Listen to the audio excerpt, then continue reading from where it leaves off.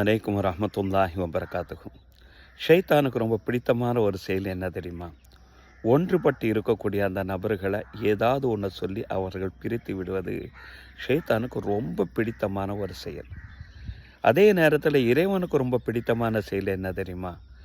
ஒன்றுபட்டு இருப்பது தான் இறைவனுக்கு ரொம்ப பிடித்தமான ஒரு செயல். இதனால் தான் நபிகள் நாயம் ஸல்லல்லாஹு அலைஹி வஸல்லம் அவர்கள் இவ்வாறு சொன்னதாக புகாரில் ஒரு ஹதீஸ் பதிவு செய்யப்பட்டிருக்கு. பிரிந்து போன நண்பர்களை ஒன்று சேர்ப்பதற்காண்டி பொய் சொல்லக்கூடிய நபர் பொய்யராக கருதப்பட மாட்டார். அவர் நன்மையை செய்துவிட்டார் என்றார்கள் நபிகள் நாயம் ஸல்லல்லாஹு அலைஹி வஸல்லம். என ஒன்றுபடுத்துவதில் அவ்வளோ நன்மைகள் இருக்கிறது.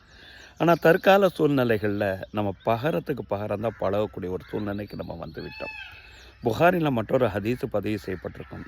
லைசல் வாசில பில் முகாஃபி, பகரத்துக்கு பகரம். அவன் என்னை கூப்பிட்டா நான் அவனை கூப்பிட்டேன், அவன் எனக்கு சலான் சொன்னால் நான் அவனுக்கு சலான் சொல்கிறேன்.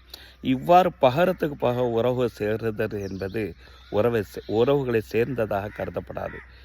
நம்மளுடைய உறவு நம்மளை துண்டித்து போனாலும் கூட யார் அந்த உறவுகளோடு சேர்ந்து வாழ்கிறாரோ அப்படிப்பட்ட அந்த நபர்கள் தான் உறவுகளோடு சேர்ந்து வாழ்ந்ததாக கருதப்படுவார்கள் என்றார்கள் நபிகள் நாயம் ஸல்லல்லாஹு அலைஹி வஸல்லம் அவர்கள். சரி, உறவுகளை சேர்ந்து வாழ்ந்த எந்த நன்மை? தபரானி ஷெரீஃபில் ஹதீஸ் பதிவு செய்யப்பட்டிருக்கு. நீண்ட ஆயுளும் நிறைவான செல்வமும் வளமான வாழ்வு வேண்டுமென்றால் உறவை சேர்ந்து வாழுங்கள் என்பதை நபி ஸல்லல்லாஹு அலைஹி வஸல்லம் கூறினார்கள்.